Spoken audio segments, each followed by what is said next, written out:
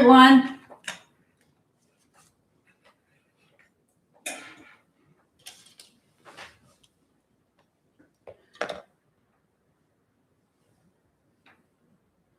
Okay, tell me if you can hear me.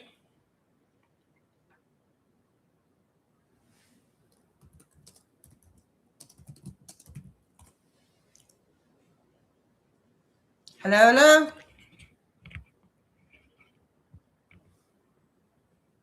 Yay, you can hear me. Thank you. Actually, let's see if I can move this laptop a little bit closer.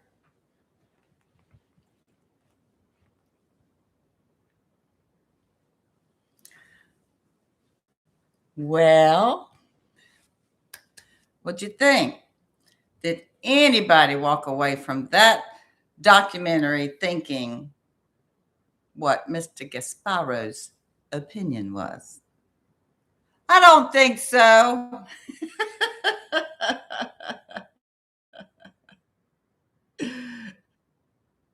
Oh, I'm sorry. I started a little later because some people were really saying that, by the time they get off work and get to go watch it, that then they wouldn't get to come in. So I'm sorry that it's going to be maybe a little. Let me get this a little short for some, and I apologize for that.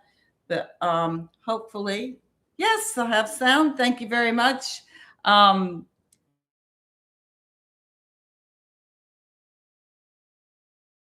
on some of the episodes. And well, I don't want to spoil anything for anybody who's still watching. And oh, by the way, if you're still watching, you're not supposed to be watching this. So get off of there. Let's see. Let me see if I see a few folks in here. Real fit and glam. Hi, frugal gal. I see someone from North Carolina. White Haven Angel, good to see you again. Thank you so much. And let's see, that's I'm sorry, I might have your name wrong. Chachapi, Chaco. Get my glasses.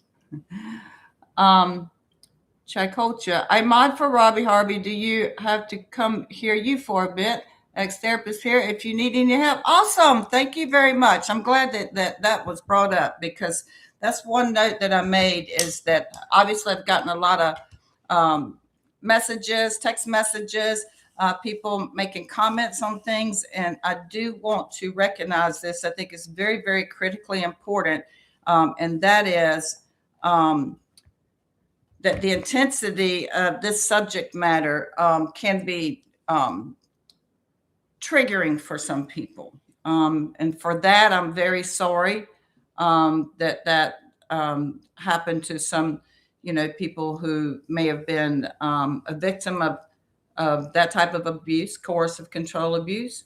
As some of you may know that listen to me, I'm also a survivor of coercive control abuse. It was somewhat triggering for me too, but my God, through it just felt so good to know that this story is out.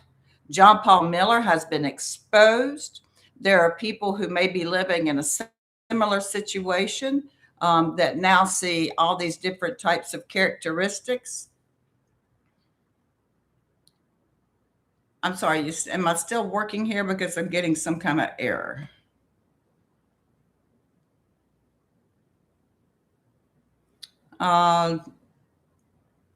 Someone let me know right now. Can you hear me?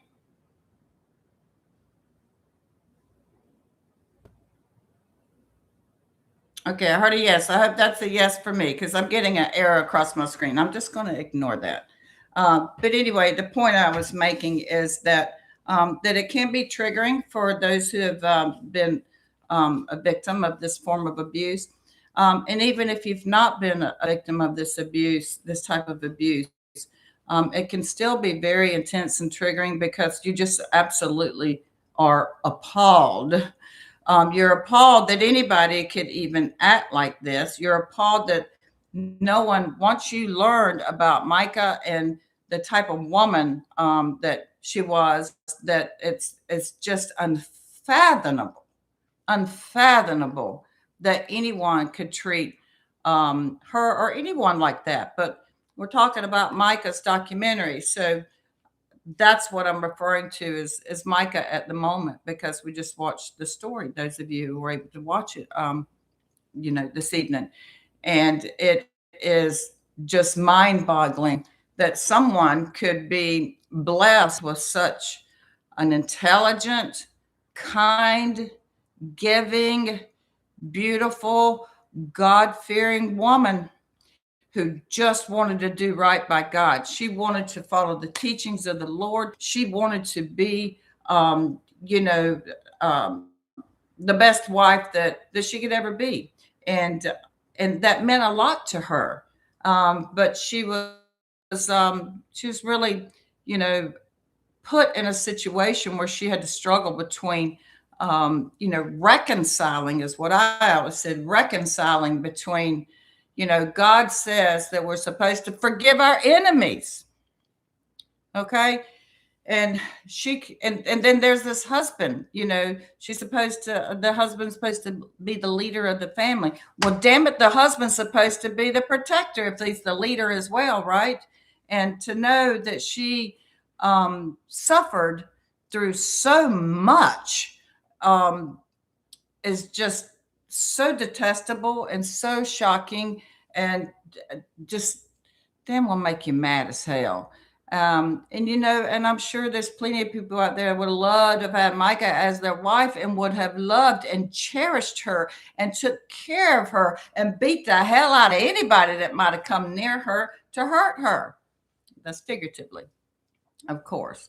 But to know, um, what happened to her is just disgusting. So I do want to know about some of your comments, and I see them flowing in really fastly here. So I'm going to try to roll back through some of those and make sure that I am got this on the right setting this time. Seems to default to a certain thing.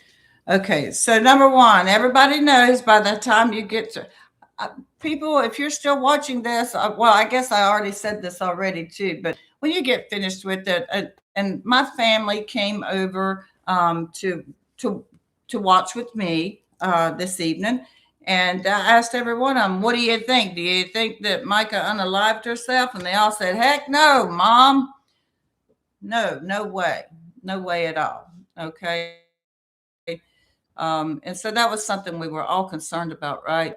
And I asked them, I said, "Well, do you think she was like some major bipolar mental health problems?" They're like, "No, not at all." If anything, they felt that John Paul, spun that narrative. And I've had a few people say, that, well, not a few people say, I think a lot of people believe, and I do too, that now that this is out, Micah deserves justice, and justice comes in all types of forms, right? And I feel like this documentary being put out there and him being exposed to all the depravity that encircles that man. And I don't think for one damn minute, not for one, not for a second, not for a millisecond, do I think that his patterns of behavior have changed. I don't believe it has. I don't think that someone with that kind of mental disposition has the ability to change, and he certainly don't have the desire to change. Let's see. Okay, someone just said have life insurance on her. I don't know the answer to that question. Certainly hope not. And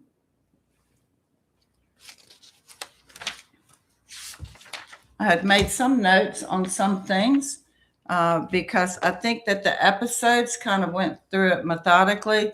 I think you'll notice that episode one was, I feel like it was primarily getting people to understand the beginning of the process, which is called grooming. And Mica, was around him since she was a young teenager. And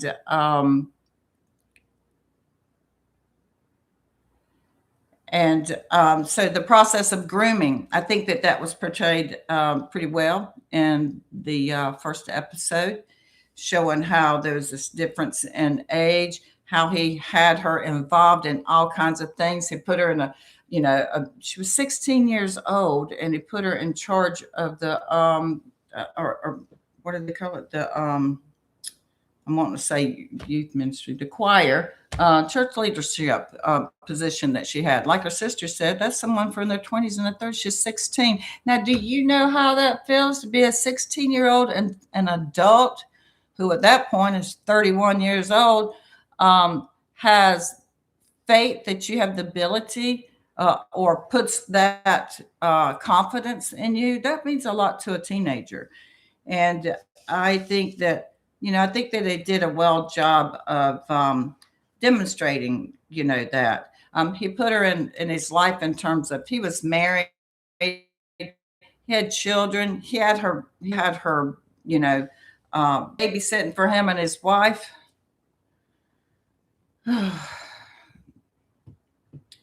And he did everything he could to keep her around him as much as he possibly could.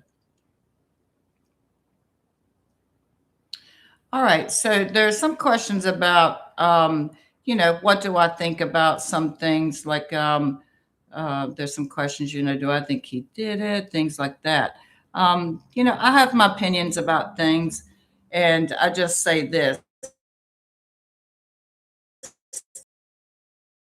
you take him down. Damn, I'm trying to take him down. I'm not going to sleep till I do.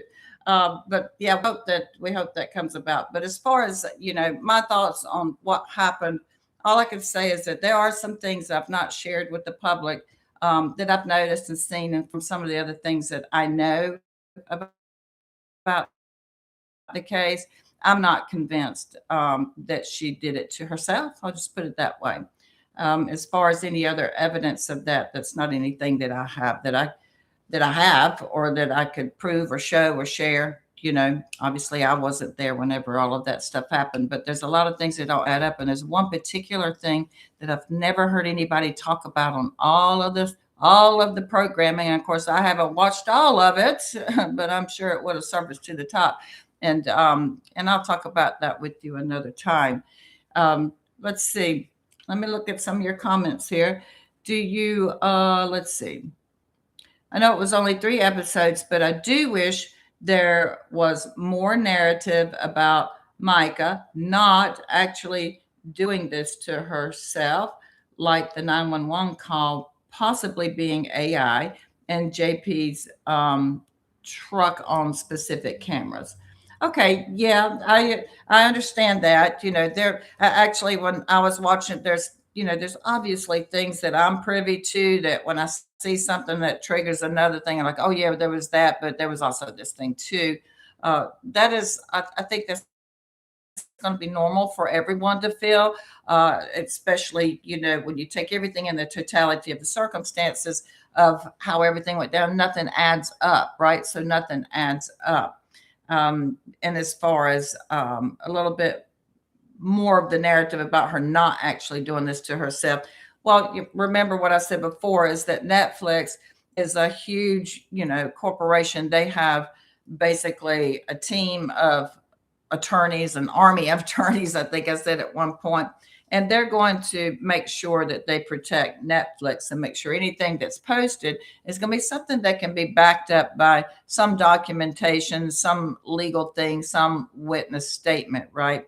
So they have to land on that, which they did touch on that, but I personally did not feel that they talked about it, but it wasn't a bigger thing. To me, there was a bigger part that made everybody feel or believe or come to their own conclusion, that was simply, it just wasn't believable. You don't see someone who is out being joyful, already making plans for the future, taking all of the steps to remove herself. She'd separated from him. She was in another place. She had another job. She wasn't having to rely on him for all the other things, that she was previously having to rely on him for financially and things like that, a job and place to live and all that kind of stuff. So she had separated, not just physically separated, but I think mentally separated, and was emotionally working on that separation as well, which is very critical whenever someone's going through a divorce. It's a whole process. It's almost like it's almost like a grieving process, and so but I didn't feel that they put too much time on. I think they put as much as they needed to get through legally and still be able to put all these other things in that allow people to have come to other conclusions. Okay, so can you explain about the phone syncing up with the Pastor Pam? Well, let's talk to God about that. I call that divine intervention, and thank you so much. You know, but from a technological aspect of it, anything I'm saying is going to just be sort of an assumption, just based on the information that I have about that kind of thing.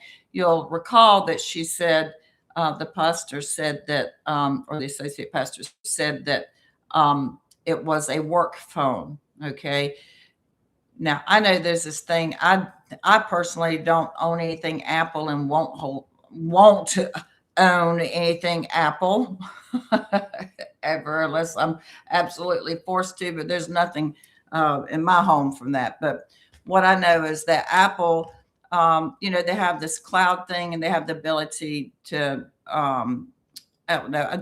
That came into my office a lot over the course of representing people in divorces. There's that, what somebody was doing on their phone was showing up in other places like tablets and other phones. So I'm just thinking that, if that was an app, an iPhone or whatever, that may have been part of it. And because they were under the same account, but at the end of the day, I don't know how frequently something like that would happen, but I just know that God laid his hand right on top of that phone, and that was meant to be. Because if you see through the documentary, she was, in the beginning, she was upset and didn't like Mica and thought Mica was the problem, right?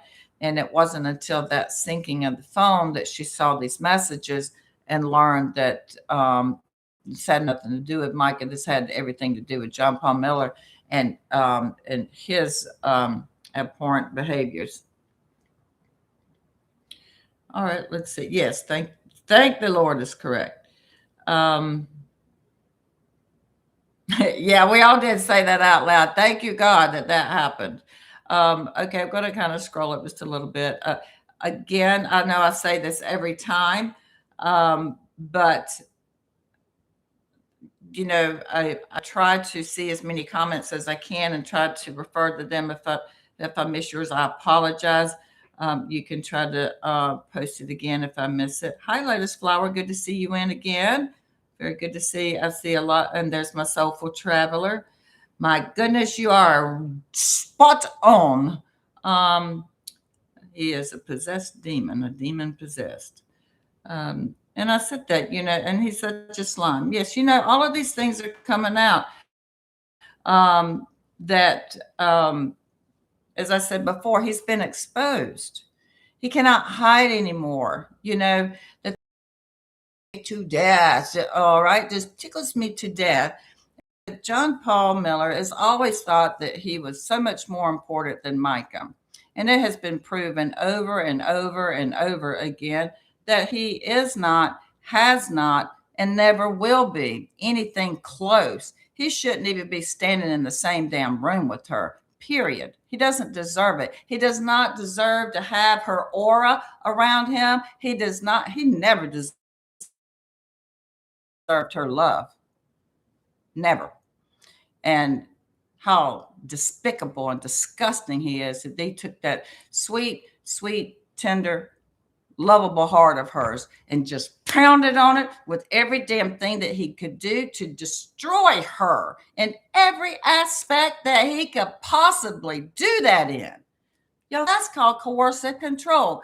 The financial control, the wielding the spiritual beliefs against her, twisting the words of the Bible to turn them into something that he could control her with. The harassment, the intimidation, the non-stop stalking and hurting and cutting and destroying things. I read something just recently that the thing about people don't stop and think about is that when people go through divorces and this kind of stupidity happens. I mean, what do you think, they're going to come on back home? Well, they do, because if they do, it's because they're chained to your evil ways, but and what you've done to them, and they feel like it's just never going to stop. And God, didn't you feel that way?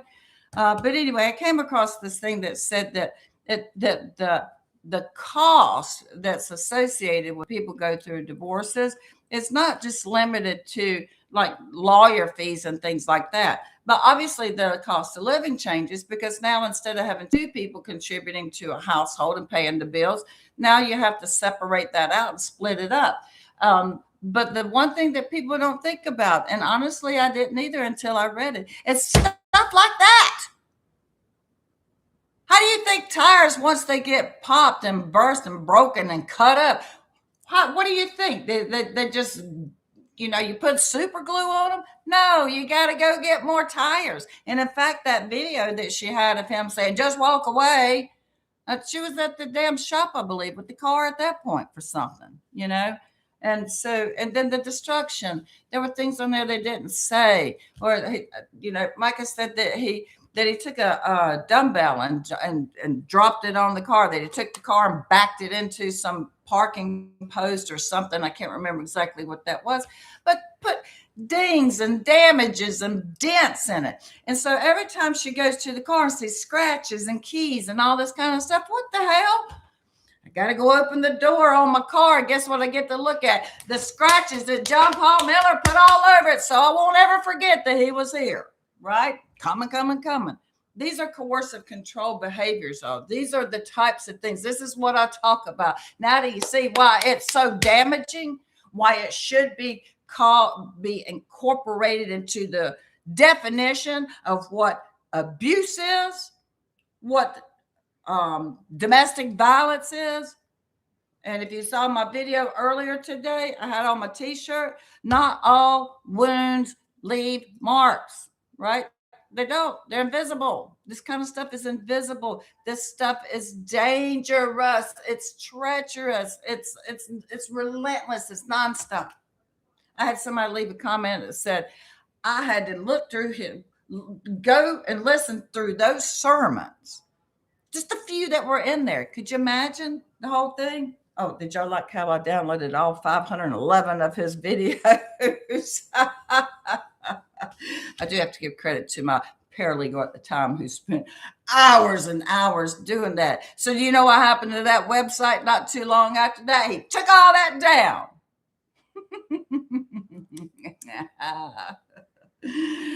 Got you, John Paul. All right, let's see. JP projected himself onto Mica. He's a modern day Norman Bates. Oh my God, very disturbed soul. Thank you for saying that. Let me see. Y'all, some of y'all, I can't say all your name. We'll just call you Bernie. All right, Lisa Dawn, JP protected. Oh, excuse me, I already did that. JP, that was Lisa Dawn that said JP projected himself onto Mica. He's a modern day Norman Bates. And that's the thing, y'all.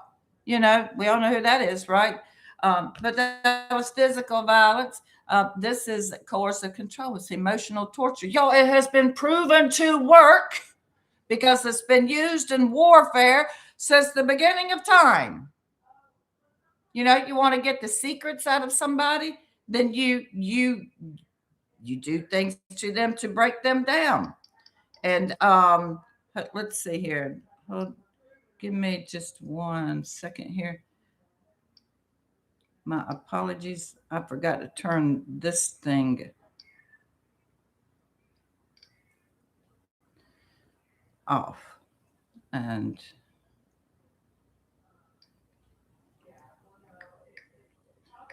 Um, okay, so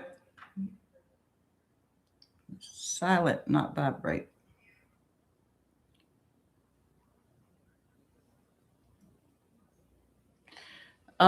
So anyway, this is what this is. I'm hoping that you're seeing it. I'm hoping that you got it. I'm feeling like people are. I think that it's critical that you encourage other people to watch the documentary. You get educated as to what coercive control looks like.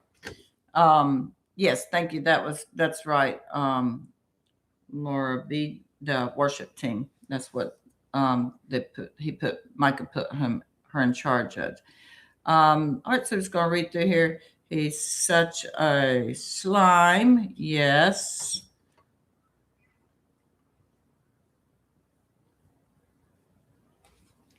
Actually, let me see if I can put this laptop in front of me so I can read and look up at you. And I'm sorry, it's hot, hot, hot in my house again. I love living in Florida. It's so hot here.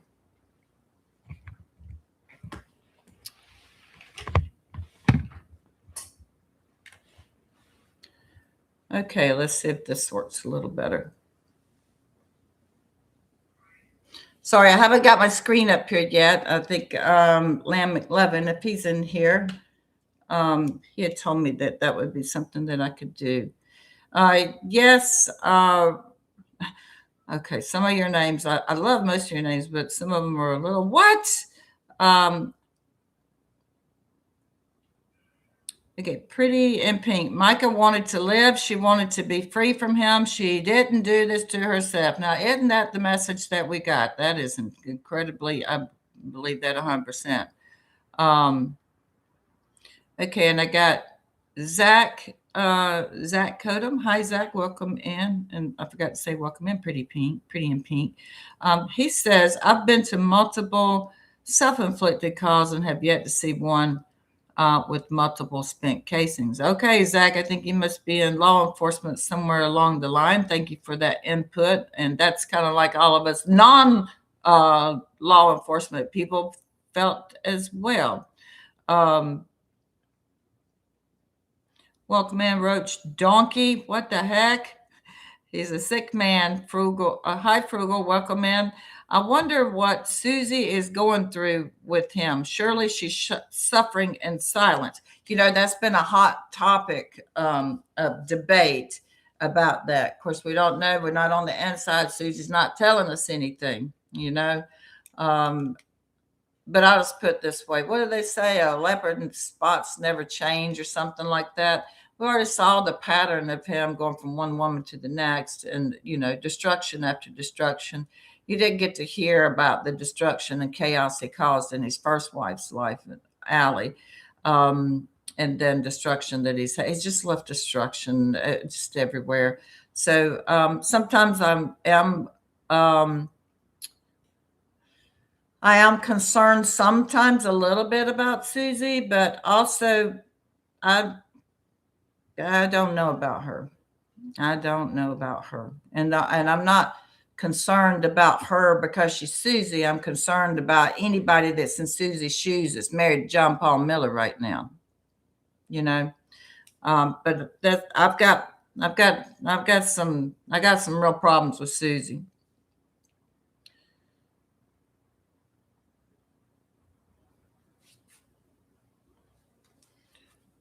Um, Yeah, Whitehaven Angel, thank you. And again, I do appreciate you being here. She says, I don't believe that Chris took his own life either. A lot of people don't believe that that happened. That's been up for a lot of debate too. Um, okay, Shauna Morris, he is so narcissistic. He thinks he can get out of the court case. You daggone right, he thinks that. Oh my goodness. He thinks he can get out of everything. But the charges are still pending, and we're still going, or the state is still going.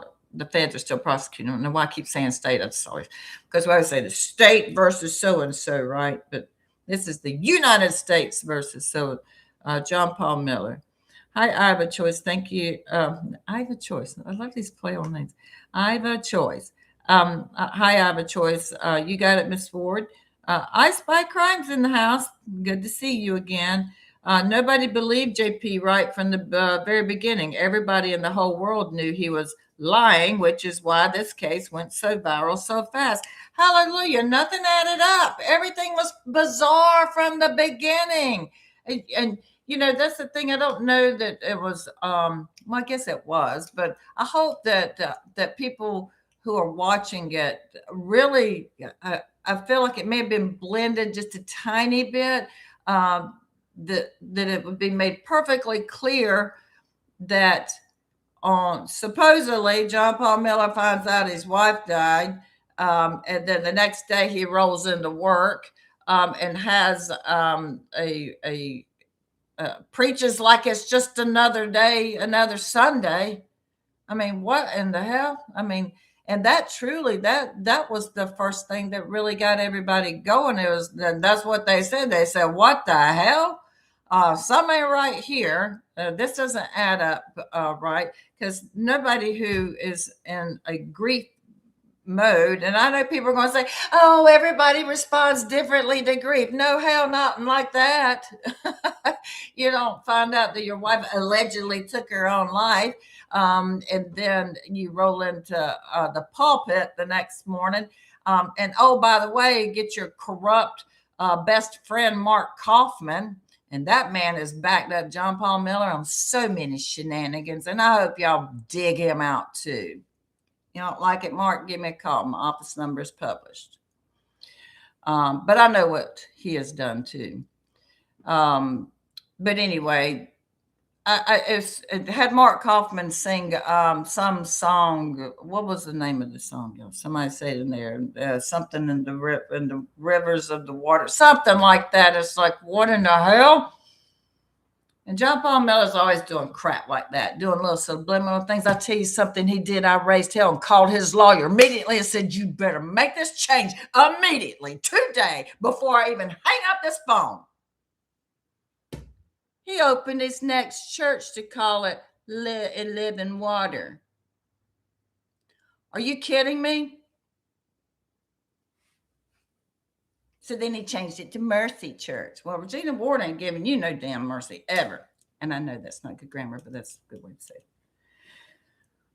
I'm telling you, this stuff is all, I mean, this, all of the narcissists stick together. Um, okay, so let's see.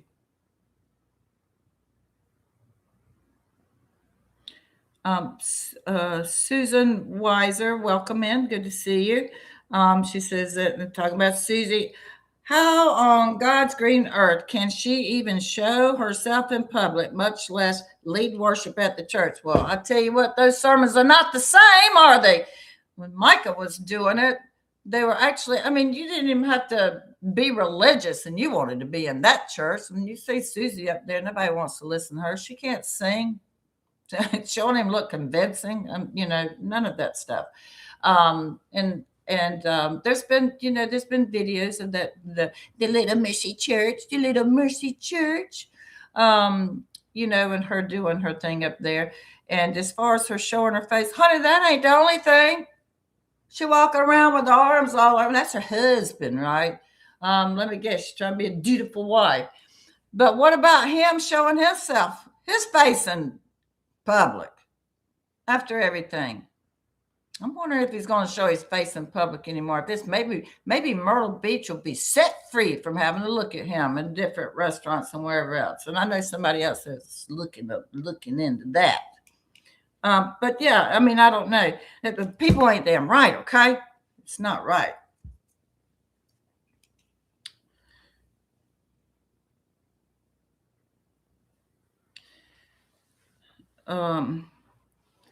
Hi, what the L-E,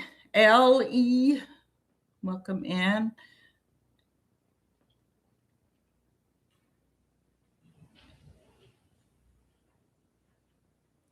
Hi, Roach Donkey. Thank you. Thank you for all you've done for Sweet Micah. Heck, thank you to everybody in the world who's what they've done for sweet Mica. Amazing. And you know what? I expect more. I expect more. I expect those letters to the legislators to tell them to pass this damn law for coercive control. Where is my thing? Oh, goodness, I had it sitting right here.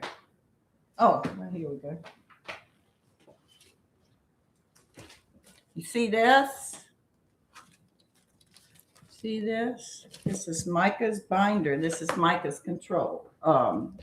Coercive control law thing. This is about my research, my notes I put together and stuff.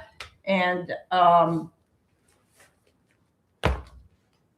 when you go through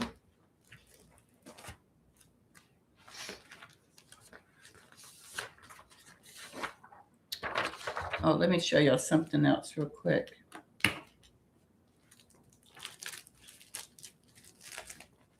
It's one of my favorite things in the world.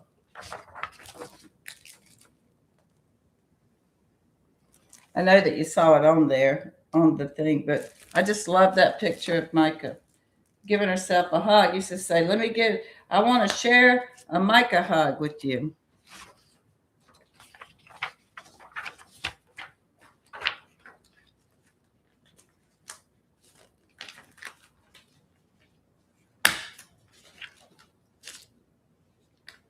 And we'll go through some of this stuff, but this is, we'll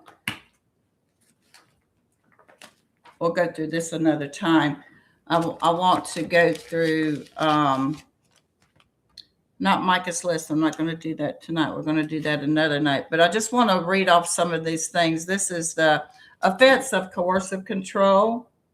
Okay, it's a list of, it's the offense of coercive control of another person may include, but is not limited to, the following types of behavior. Okay, let's see. Let's play a game here. See if you recognize any of these being mentioned in the documentary.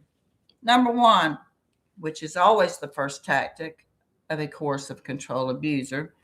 Well, actually, their first tactic is to love bomb you, to make you think you're the best in the world, which that's a wonderful thing if it's a legitimate, deal and not a beginning of coercive control tactics. But the first one is isolating a person from their friends and family. I think they got that covered and made it clear. Depriving the person of basic needs. And they say it was wouldn't let her sleep, turn the lights on and off, wouldn't let her have any peace, any rest, and always asking for intimacy, which is just so disgusting. Monitoring a person's time. You saw on there, they talked about how he showed up at places that she was shocked, that couldn't believe that he knew where she was because he was tracking her and all that kind of stuff. So monitoring her. Her brother talked about he went and looked on her car and found these tracking devices on there.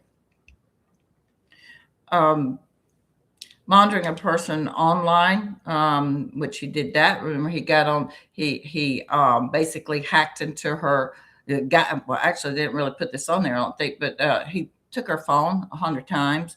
I think they did mention about her burner phones and things like that. He would take her phone, she wouldn't have her phone. Why? Who remembers any phone numbers except for your mama's? I mean, you got to have your phone to have your contacts in there. And taking control over aspects of their everyday life.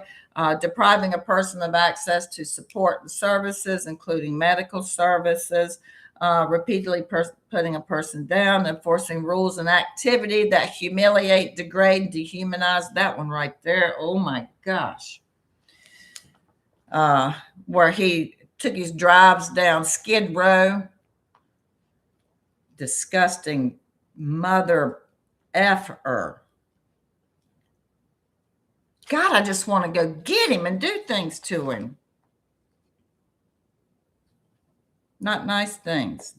Make that clear. Forcing a person to take part in criminal activities.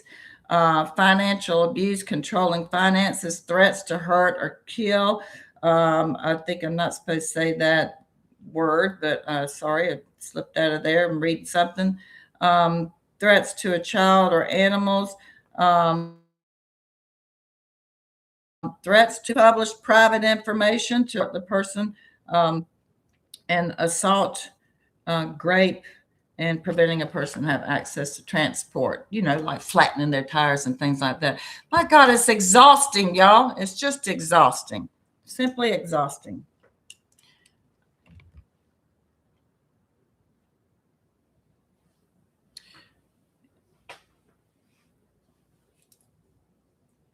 Okay, somebody,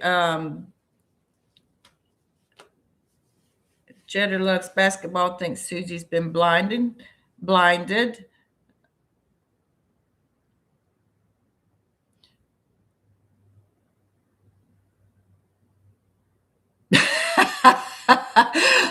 the Ellie? What the Ellie? Says we need many more people like yourself out in the crazy world we are all living in. Yes, y'all speak up, be loud, learn these things that I was telling you about. If we need as many people doing this as possible. It's just I'm not afraid of anything or anybody,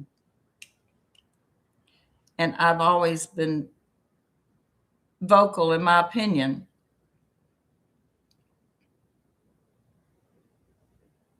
Thank y'all for the hearts. I appreciate those. Appreciate you tapping. Give some love to other people that are in here too.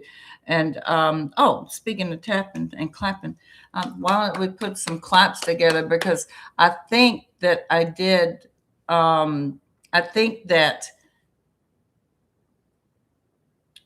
there's so much overwhelming information that had to be pulled together, and enough put in and not too much put in that everything doesn't get lost. But I really do think that Netflix did a great job. Um, and I think that, and Cinemark is the company that Mr. Gasparo was part of, the director. I think they all did a great job, and especially Crazy Legs. They were the ones that were the that well, Alana Goldstein. She was instrumental in that.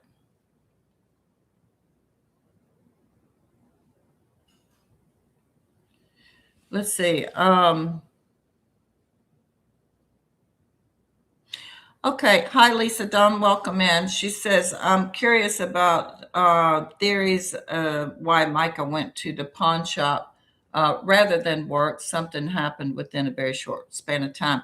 Yeah, there's a lot of things that have been discussed, over the last few years. Lots of people have, looked into different things. Now, her family and her brother, and I tend to believe this too, is that she went there to buy a gun for protection, because Micah and John Paul, and they owned guns, but he wouldn't let her have hers. And so the time that he popped in, and I think it was Charlotte that said that there was this fear that came over Micah's face whenever he walked in, and she said that she saw that she was just petrified. Um, I mean, the guy it's running off the rails.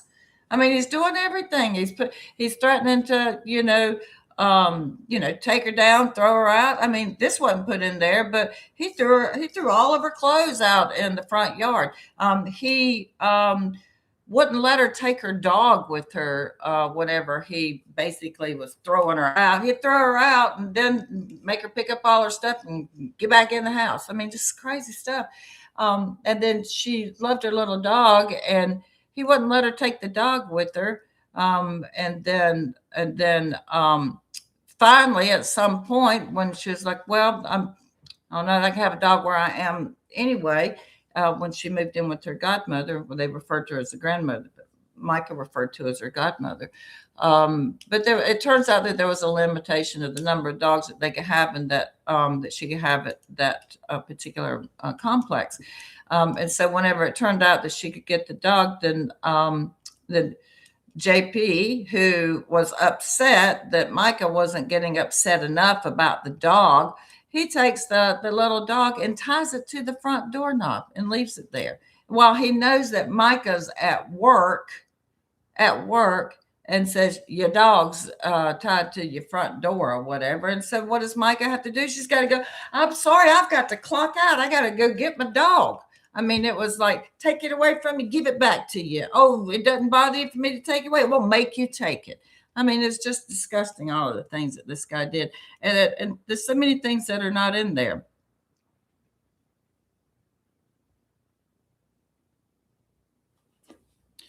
Um, Cascadum. Oh, excuse me. I don't know how I did that. Zach, Zach Codum. Was a full autopsy done or her hands tested for residue from the firearm? Okay, so in the documentary, well, the phone call that I recorded with JP. JP, you didn't know that, did you? Kept that one a secret from everybody in the whole world except for the FBI. And then of course I gave it to Crazy Legs for them to so y'all could hear. Hi, Miss Wayne. How you doing? You know, he called my office so many times. I was like, I don't want to talk to that piece of crap. I was like, what is he call? What is he calling here for? And my staff was like, oh, he keeps calling and calling and calling. And I was like, all right, well, next time he calls, I'll take the call. So what did he do right out of the gate? We had a wonderful relationship, beautiful. That's a lie. Damn lie. But anyway, I'd asked him about that. I was trying to get him to do it. There were other phone calls where I had to deal with him and some other stuff, but that was one of the things is there was no autopsy done. Now, did I make some calls up to North Carolina asking about that? Heck yeah. I talked to their what the heck is it called? Can't think of the lawyer that's in charge up there. But anyway, what I did do is I got online immediately after that, and I requested the toxicology report.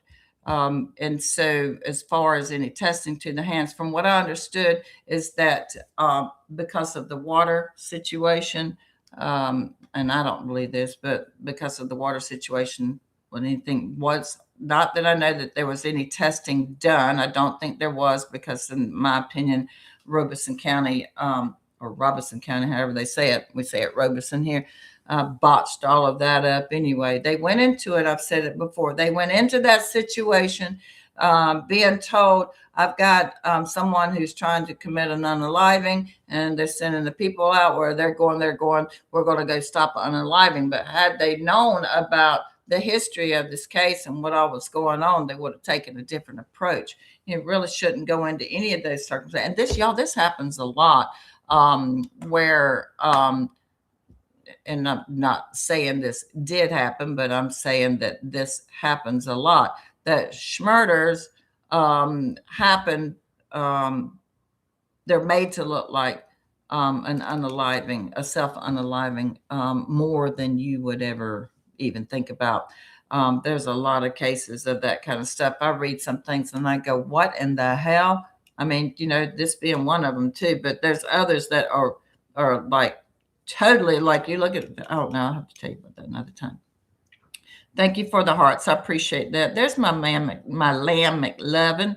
Damn, I'm trying to take him down. You're on the right. You're on the way, Regina. Keep talking. You're a warrior. Thank you, McLevin. I appreciate all your support. Do I think they'll have a follow-up? I thought about that. I did, actually at the end of it, I was like, you know what? There could be another one coming down the line because guess what? It's not got through his criminal case yet, and who knows what the heck's going to happen between here and there. But what I understood, okay, and I think what the family, and again, it doesn't matter what I wanted in this case. It's nothing to do with what I wanted, okay? But what I wanted and hoped was that the documentary would not only expose John Paul Miller and would also encourage other victims of his crimes to come forward against him. But I really had hoped that it would really spread awareness about coercive control and how oppressing it is, and how exhausting it is, and how damaging it is, and how it just rips the soul out of a person, and how it destroys their self confidence and changes them. They forget who they were. They were bright shining light when they came into the relationship, and then they're this little dull, barely flickering flame anymore.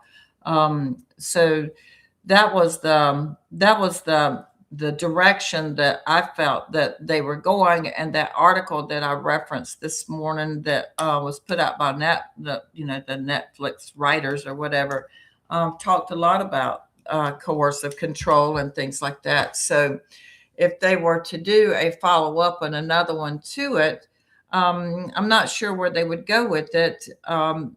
But at that point, it'd be like, what's happening to John Paul Miller? Well, let's just read that in the news. Let's not give him a documentary. I don't think he needs a documentary.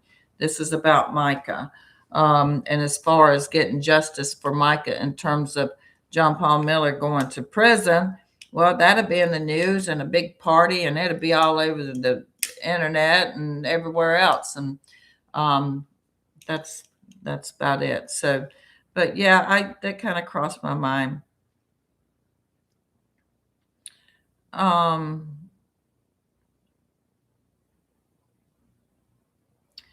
Let's see. Yeah, no, we're not satisfied that an autopsy was not done. I was upset about that too. Yeah, I do appreciate those very complimentary things. I do. Let's see, the sinking of the cell phones is something he's known for. Okay, I'm not sure about that, Mica.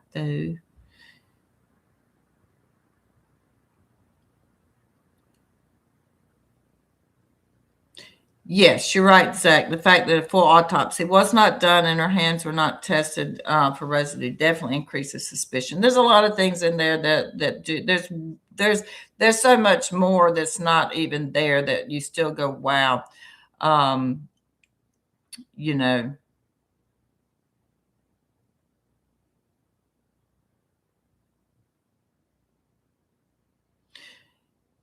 anyone who's joining, thank you so much for coming in. We are discussing about the documentary. I call it Mica's documentary. That is about the Netflix documentary that did about her life, and our takeaway from it, and questions associated with that.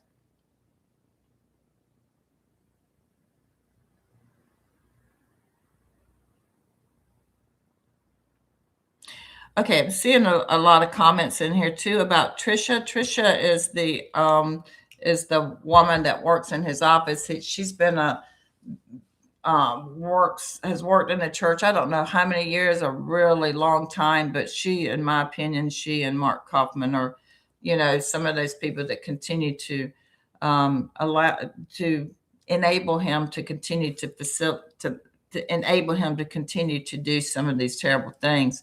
And looking the other way, I don't personally know of anything that Trisha has done particularly illegal. I have heard some rumblings of some things that either she may have been a part of or at least knew of, and it might make her an accessory to something. If those things are true, I don't have any tangible evidence of that. I'm hoping to God that some of that come out in some of those FBI raids, if she in fact is. And then again, I don't know. Maybe she's brainwashed and she thinks he's a wonderful pastor and that people are, the devil's just trying to take him down. Well, good Lord. Come on, devil, do a better job. So anyway, I don't know. I can't say. I don't really know anything about her, what her involvement is with anything.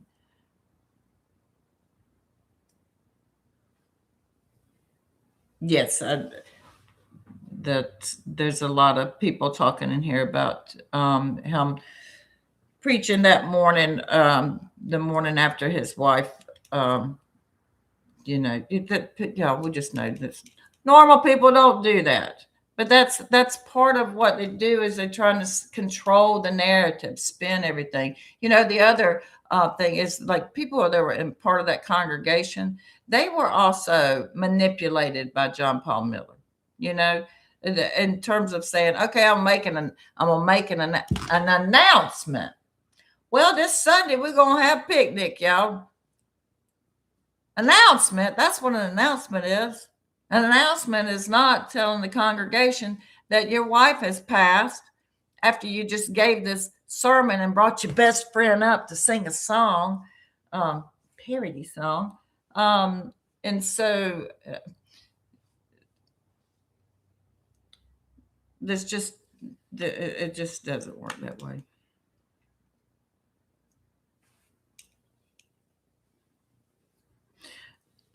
Yes. McLovin, the authorities do have Mica's phone.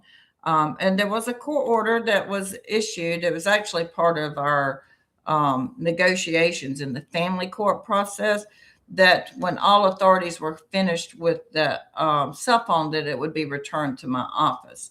Well, at that point, what we were referring to was the investigation by Robeson County. So when they finished with everything, they were supposed to return the phone and some other things to my office. But guess what happened?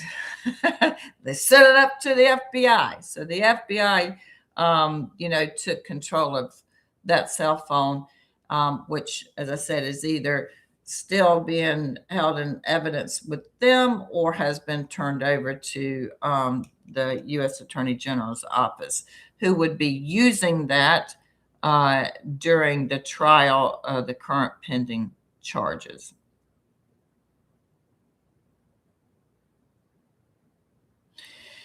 Hi, Millie Goose. Welcome in. I was so shocked in his audacity to call everyone trying to take her voice away. That what he's tried to do that day one. He was just trying to just so rip her of everything that was beautiful about her, her heart, her singing voice, injecting her with illegal drugs and things like that.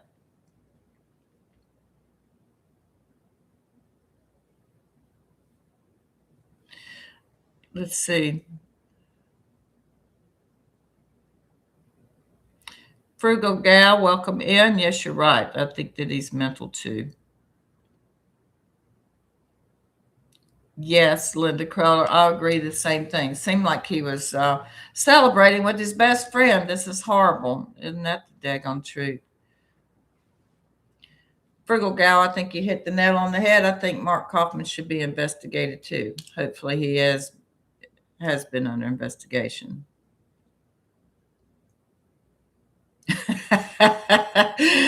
Not today. 1, 2, 3, 4 says he's the best fake crier in Myrtle Beach. Yeah. And well, a best fake crier is one that you believe they're actually crying. He's not even the best fake. um,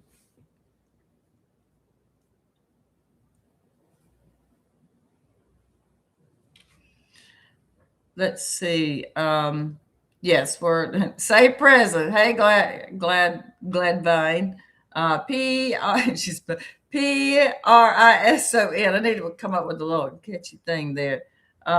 Yes, just thank you so much, Sweet Truth. Welcome in. Justice for Mica and justice for all victims. Always add on to that because please don't forget there are um, a lot of victims that are living in this type of behavior, coercive control, abuse right now as we speak, right this minute as we speak. A lot of them probably did not get to watch the documentary. A lot of them will probably not be allowed to watch the documentary. They don't want their playbook exposed. Okay. This was a playbook, y'all. It is a classic textbook. Um, Steps of manipulation or coercive control behaviors. It just he just goes right down the line and checks every single box. It is a playbook. The way they start out is, like I said, they alienate you from your friends and family, your support, anyone that could bring it to your attention that what's happening is not right. Okay. Then the next thing they do is they take away your money, your access to money. So, without any friends to chime in and say, you need to leave the SOB, then you don't have that kind of support. And then if you don't have access to money to get out of there, or those two things by themselves are the beginning of the most damaging. And then of course they go into the other tactics of taking away everything that that makes you your unique, beautiful self. And as you heard Micah's brother say, they're all musicians. And she had the most beautiful voice in the family. Well, gosh, she had the most beautiful voice. Now that I might have been a little bit upset with. There were better videos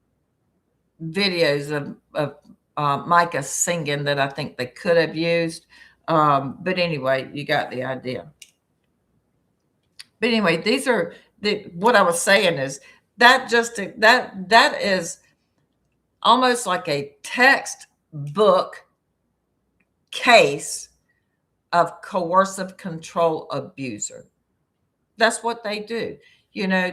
Some have, John Paul Miller had access to more money to be able to keep buying tracker after tracker, paying for PIs to place these things, paying for, just all the things that he did. The way that he would send you flowers every day. Did y'all read the rest of the card? The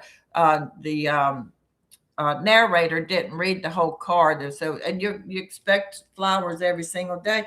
Did you see the last line on the card? It said, "Send me a nude." This man is so sick. It's definitely an undiagnosed problem there. Hi, Angelica's Adventures. Welcome in. Thank you for your comment. It's taken me 8 years to heal and still healing in my abusive narcozilla. I like that. Was not as bad as JP. You know what? I hear you on that too. I was just having a discussion with my daughter actually about, to this day, I've been removed from my coercive control abuser for, oh my gosh, I can't even do the math. 30 years? No, not 30. Yeah, maybe 25, at least 25 years. More than 25 years. And I still get times when I hear things or see things that it sends me into some sort of traumatic, PTSD kind of a thing. Like I've said before, it is the kind of abuse that leaves lifetime indelible mark on your mind, on your psyche. I mean, it's a powerful thing, right? And so, are you able to, regrow past that? Yes, you absolutely can, but it never gets erased from your mind. And those things that were done to you are still so what the hell? What the hell did I do to deserve to be treated like this? We had to do a daggone thing to be treated like that. It's just the sicko that you were with. And unfortunately, they're usually very outgoing, charismatic. And for some reason, they almost all have some skill that they are phenomenal at, or have something that they're really good at, or they're really, I don't know, they're outgoing, gregarious, whatever, but they usually have some sort of attractive mechanism. It's like draws you in. But then once you get in there, I mean, my God, it's actually living in hell. Thank you for the hearts. Thank you so much for the likes. I appreciate that. I saw this thing one time that said, I thought it was hilarious. It says, you liking my post, why does it feel like that? It seems like I'm asking you for a kidney. I was like, that's hilarious. What's wrong with liking it? But anyway, we're sitting here engaged in a conversation, but and that's absolutely not necessary. I'm just saying that I thought that was hilarious. Um, I Pretty in Pink, 6 years for you. Um, Ava Sim, thank you, and welcome in. I went through 33 years of a narcissistic, coercive control spouse. I'm still not over it. Permanent scars. That's what I'm talking about. And, these things are what, people go, wait a minute, you wanting to criminalize this stuff and put these people in jail? Hell yeah. I mean, if someone were to run up to me and take a sharp object and just just carve it all across my face, all over my body, and then run away and leave all these scars on me. These are scars that are visible to you when I put on short sleeve shirts or whatever. Is that person supposed to go to jail? Everybody goes, hell yeah, why you ask that? That sounds ridiculous to ask that. Yo, those scars from that kind of abuse, they don't cause any more pain after they heal. The scars that are left in your brain cause pain the rest of your life. And at some point, I mean, like I said, I don't know if recover is the right word. I guess it is. I don't know. I can only speak from my own personal experience. And that is, it took me a long time. It took me a long time to get me back. I lost me in there somewhere along. Can y'all imagine if I didn't come back? You would have me here going, what the hell? I got something to say about it. You'll be missing out on all that, right? But it takes a long time. You start from the bottom. I mean, I started at the bottom with nothing. He had all the money. I had nothing. He controlled all the bank accounts. He was the breadwinner, was a stay-at-home mom. No money. Cut me off from my family and my friends and my support. How am I going to do that? And 3 children. And so that's hard. It's hard to make that step. It's so hard, and it just really pisses me off that there's not better resources for people, because I mean, that is the thing, right? Money is the financial freedom to pack it up and move out, right? That's what money does. It's not that that's whenever you don't have anyone else that can help you. Mica, Miss Diana, if it weren't for her, where would Mica be living? How would she afford to get a place? How would she be able to do that? John Paul locked down all the money, y'all. You got to have down payment for or deposit plus first month's rent, deposit, sometimes last month's rent. You got to have credit. You got to have, there's so many things. And like people who are may have been out of the workforce for a while, taking care of the children, like I did for myself. I didn't have a credit rating. Hell, I wasn't allowed to have a credit card. I'm not going to buy something pretty for myself, which would have been considered unnecessary expense in the family.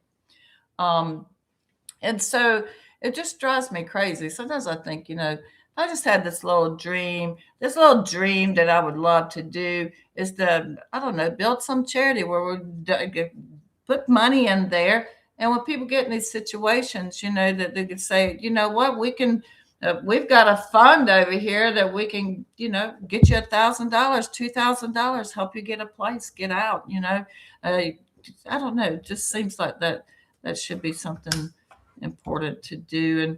And would be so that would be like a dream come true, honestly, just be a dream come true. So when you don't have the money to get yourself out, and by the way, don't forget, there's usually just one car in the family, and the one who has the job to take care of everything, the finances, they get the benefit of the car. Okay, so a lot of times you don't even have the car.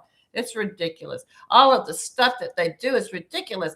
I, I just want to have a big convention. All you narcissists, come out. Come on out. Let's have a chat with me. Come on out and have a chat with me. Have a chat with me. Damn it, I want to go to your asses. Oh, goodness. Hey, Jackie. Oh, no. Welcome in, Jackie. Oh, no. I just finished the documentary. I just want to thank you for everything you've done for Mica. You're an amazing woman. Well, Jackie, oh, no. Thank you for that very nice compliment. Thank you for watching the documentary. Now, share it with your friends. Get them to watch it too. Y'all, if y'all know people who don't have the subscription or whatever, and you want them to come over and spend some time talking with each other, watch it, talk about it, learn what this thing looks like. It goes from step to step. I forgot to look at my notes. I was trying to watch, like the first one really goes into the grooming aspect. Now the grooming aspect had to do with Micah being younger, a teenager, right? So that word grooming comes in, and most people think of it in terms of I don't know if I can say that P and the D and the O Philly kind of people. I don't know if I can say that word on here, and I don't want to get in trouble, but you know where I'm getting at. The sickos who like kids. Anyway, so grooming can be another thing. It has to do with well, maybe grooming is not the right word. I don't know if I were I think it was a therapist or someone that was in here that might help me with the terminology. But anyway, most people, I think, when they think of grooming, they're thinking about the teenage or the young kid or the younger people thing. But you actually get groomed by narcissists. And did you know that I read this thing? And these are things that I read. I'm not a therapist, psychologist, or any of that. I'm just a damn lawyer with the um, things to say. Uh, but they mark you. They can spy. You'll be in a crowded room, and they can beat in on. They are good at finding those who that that they can capture in their snare. It's like they go on this hunt, and it's oh, can I? It's to it's not just the normal fun stuff that happens between two people who are attracted to each other, and you play these bantering games or whatever, and pursue things and hope to get a date and hold a hand or something. But they actually hunt down their next victim, and they will pick up on things that they understand are vulnerabilities to you, and then they figure out that vulnerability. I guess some of the easiest things to say is if you, well, in my situation, my father died when I was like 5 or 6 years old or something. Five, I think it is. I need to really go back and look at that to be sure. 5 or 6 years old. And so I did. I grew up without most of my life without a father until my mother remarried, and I had one of the best, most wonderful, loving, caring stepfathers a person could ever dream of having. And so that was a wonderful part of my life. But still, the loss of my father and some other things that had gone on as a result of that, there's a vulnerability, I guess, in me about that part, which was that I always wanted to raise a family that had both mom and dad in it, which, I mean, not everybody has that kind of dream, but, a lot of people do. And I think that he honed in on that for me too. Plus, that was, they always seem to find that thing. And then a lot of times the things that they'll do is they'll pick up on the things that mean the most to you. And that's the thing they start stripping away from you, like almost immediately. But anyway, I don't want to go off on things that I don't know a whole lot about because I'm not a psychiatrist or therapist. Hi, Jessica Guadera, I think it is. What happened to CASA in Horry County? Okay, hey, welcome in. All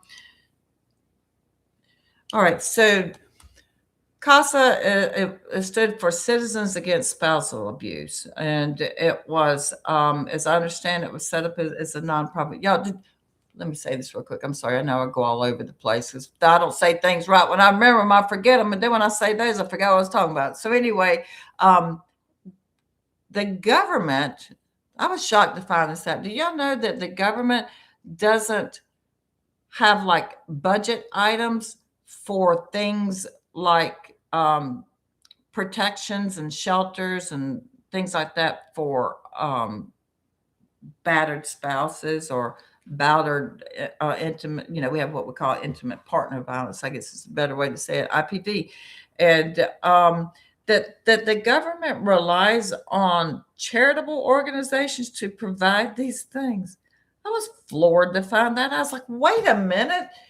You're telling me that like CASA that this person was asking me about, that was a charitable organization. Um, so things changed when they lost a lot of the funding. Plus, I also think there was someone that had, um, probably done some maybe illegal things with the management of it, and when it just closed up, it used to be a wonderful thing. There were lawyers that were over there that provided free services to people who were in domestic violence situations. They would help them fill out paperwork. They would help them file the pleadings in court, go into court with them, you know, and um, and so as far as what really happened to them is I can't remember exactly. Something happened in a budget. Oh, I know what it was. I'm sorry, I just remember what it was. I don't know everything that caused that to shut down, but one of the things that I heard was that the funding was drying up. And the reason that the funding was drying up, according to this article I read, is because that we started making it mandatory in the state of South Carolina that criminal cases also have to go through a process of trying to resolve them with plea deals or whatever. But more importantly, we started what we call pretrial intervention programs, which I personally think are wonderful things for people who are not habitual criminals, who have done something stupid one time, that they're not necessarily bad people. They just had a mistaken judgment, sometimes. Like, for instance, somebody, I don't know, stole something. I don't know. That doesn't mean you're, a hardened criminal or whatever. But they have these different programs. People who have gotten in trouble with, having alcohol in public, or if they've committed some sort of misdemeanor crime, not a necessarily a felony thing. But anyway, because people were getting into these pretrial intervention type programs. And the point behind those programs is that they figure out, like, if there was something that caused you to get in trouble, like, oh, you were drinking and then you had a lapse in judgment and you did something dumb, then they sent you through alcohol education program or things like that. And so the idea behind it was that if you fix what the problem was that led to the person committing whatever crime this was, that if you fix that problem, then they don't return in the system. And I get that. So anyway, once that got started, is what I understood, is that then the amount of fines and things that were associated with people who were getting prosecuted kind of shriveled up, because people were taking the pretrial intervention deals. And the other thing about pretrial intervention programs is that when people complete them, and then their charges are dismissed. And so there are no fines for them to pay. So I think that was some of it too. Thank you for that question. And we definitely need another CASA. We need a CASA in every single county there is, which that's part of one of the things that I want to see done in coercive control law, when we get that, is that there be money that will be earmarked specifically to provide at least one attorney that's dedicated to helping people in those situations, people with domestic violence, IPV, all of these kinds of things that need to get into family court to get orders of protection and restraining orders so they can be safe from their abuser. And that includes coercive control abusers, that they'll have an attorney that'll be walking with them into the courtroom Right now, they just left to go in there by themselves, at least in Horry County anyway. And I would like to see some of that. Okay, it's going on 11 o'clock. I know we got kind of a late start. I don't want to, intrude on my moderators' times this evening or keep them up too late. So let's take a few more questions, and also if this blinks out, y'all just now noticing that my battery is about to die for some reason. Um, Veggie, is that you in my live? Thank you so much. I think that's you, Evangeline Combs. Was a neighbor of mine. Um, if it's, if, I'm sorry, it's bumping around. If it's true, okay, this is, it's me, Angie Marie. Welcome in. If it's true that he contacted people that were in the documentary, does that breach his bond and could he be arrested? Okay, I think what you're talking about, I think that you're talking about, there was somebody I think had said that John Paul Miller was harassing or reaching out to witnesses and things like that. Um, well, I don't know if we're witnesses in the case for cyber stalking. If that's the case, then it could be. And the conditions of his bond were to not contact anybody like that. And if that's the case, then those witnesses should report it to the police or the authority, and make that known. And then that would be up to them to bring a violation of the conditions of his bond. And when you violate the conditions of your bond, you go sit in jail until your trial date. So let's get 10 more continuances, right?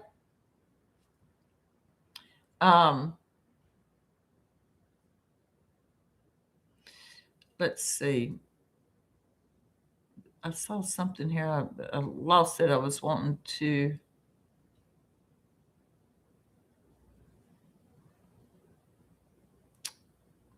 Rats. I saw a question I was wanting.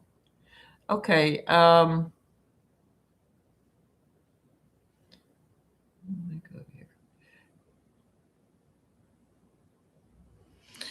Hi, Kelly C. Thank you. Welcome in. It was 28 years before my PTSD and fear finally let go from my abusive ex. And congratulations on that. I'm so happy that you've reached that place of peace, true peace.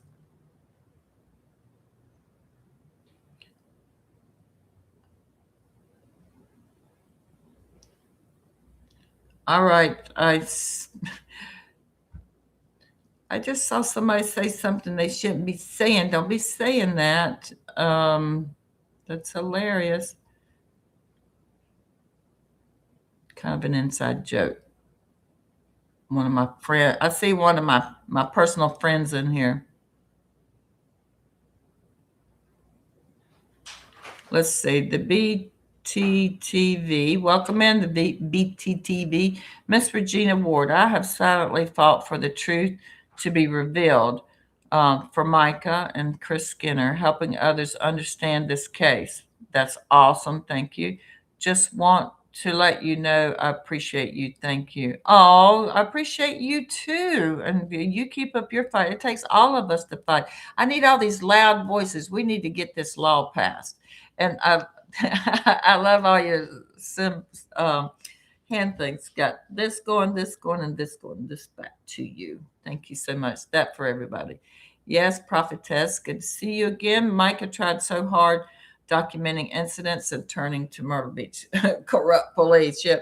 Well, again, the police, like I've said before, if someone spits on the sidewalk and it's not illegal, the police are not going to do anything when they say you spit on the sidewalk because it's not illegal. So let's make coercive control illegal. Give them something to look to. And then when they don't do something about it, then let's go after them for sure.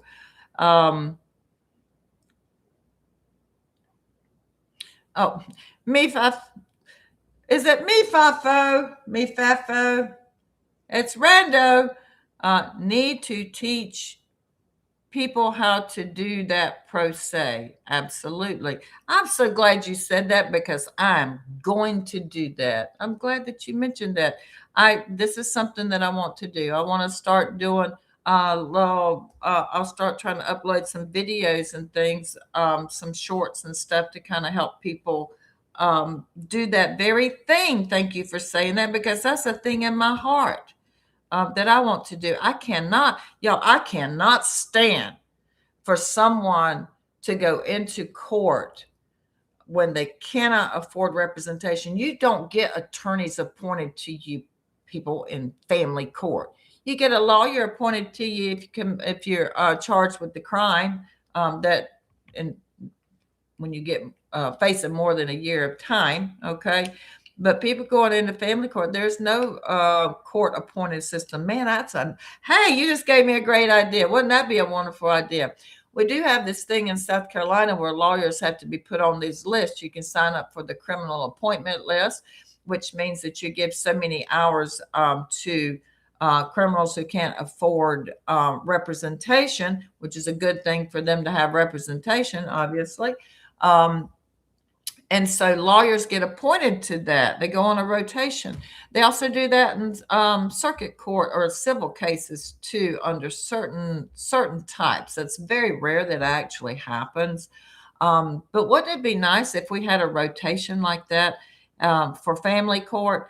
Now, one thing we do in Horry County is it's a mediation mandatory county, which now all counties in the state of South Carolina are. And so what happens is different lawyers can sign up to volunteer to serve as mediators in that situation for what we call DSS, Department of Social Services cases. I served as a mediator for that, volunteering my services since, I don't know, forever. And it just, and I think that's probably the only time that you can get a court appointed attorney in family court is if you're part of a not domestic, I'm sorry, I'm all with the domestic thing, Department of Social Services, which usually involves child neglect and abuse cases. And so that's similar to criminal stuff. So if they're found to be indigent, then they can get an attorney appointed to them. But wouldn't it be wonderful if we had that rotation list of family court attorneys, or it doesn't even have to just be family court attorneys, but attorneys who would volunteer their services, and we had an actual organized. I'm writing this down. God, I hope my battery doesn't die. I feel like I need to grab it real quick. Thank you for bringing that up, Mica.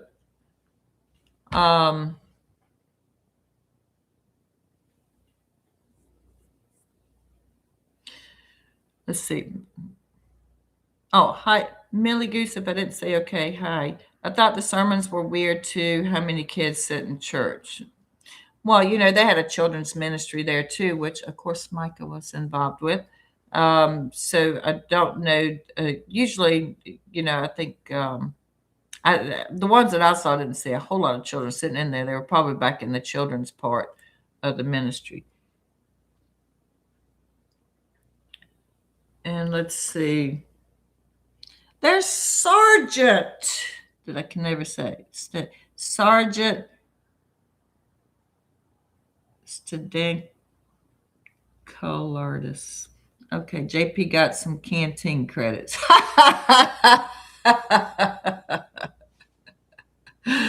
um,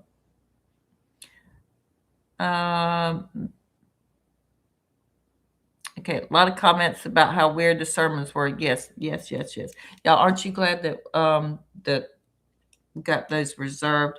511 of them. And my paralegal at the time, let me tell y'all what, she was on the forefront of it, and I would say her name, but I'm not going to say her name because I didn't get permission to say her name. But any of y'all who knew who she was, which I had a few paralegals, but this one was super extra special to me, almost like a daughter to me. Actually, her husband was a very good friend of one of my sons.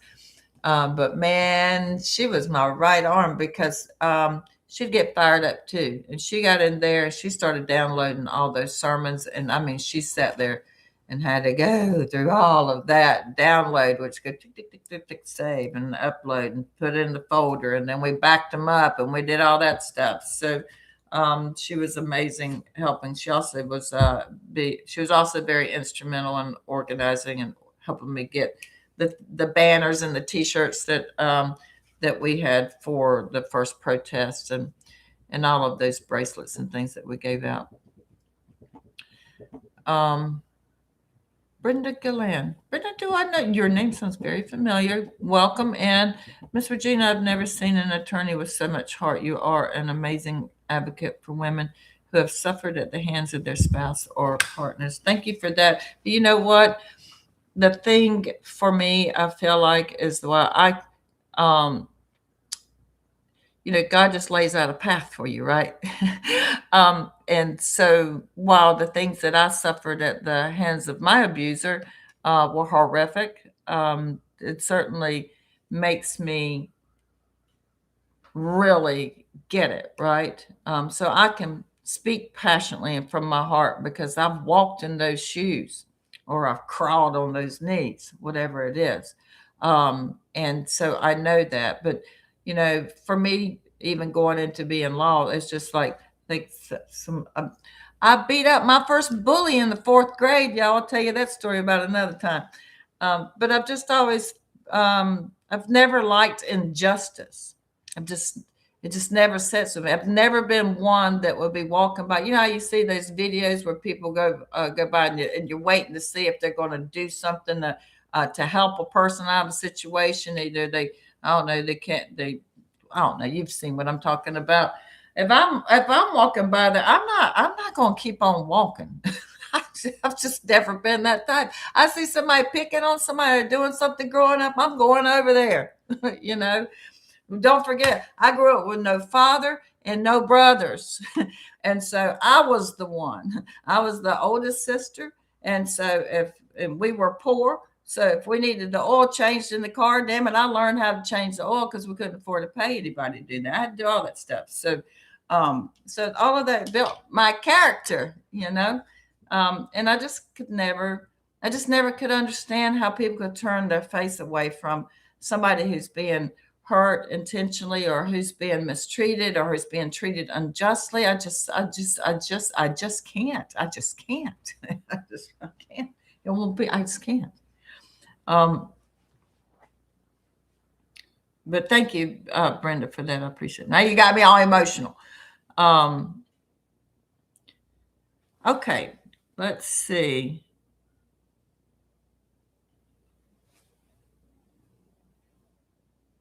All right, folks. I went past. It's 11:06. Thank y'all so much for coming in. I will try to put up some videos with some thoughts too. I really want to, start posting some more things about Mica's list. I think it's important that gets studied. I do appreciate everybody who watched the documentary. I hope that there's more and more and more. I haven't got to go look and see if how it's faring so far. Make sure you hit your thumbs up, and hopefully there's no thumbs down in there. I do think that they deserve the credit of a thumbs up. I don't know of any other major platform that has ever taken up the issue of coercive control. But don't also forget this. Mica Francis, Mica Sweet Francis. She wanted you to see that. She wanted you to know about it. She wants people to be saved from that. And thank you for giving her that respect. And thank y'all. I hope you all are safe. Have a good night.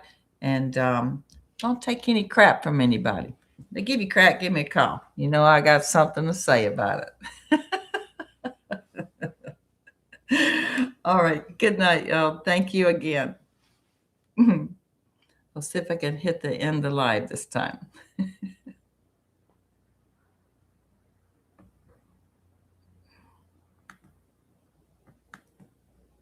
I'm trying. What's going on? Nothing's working here. I still have this error. Try one more time. All right, there we go. Good night.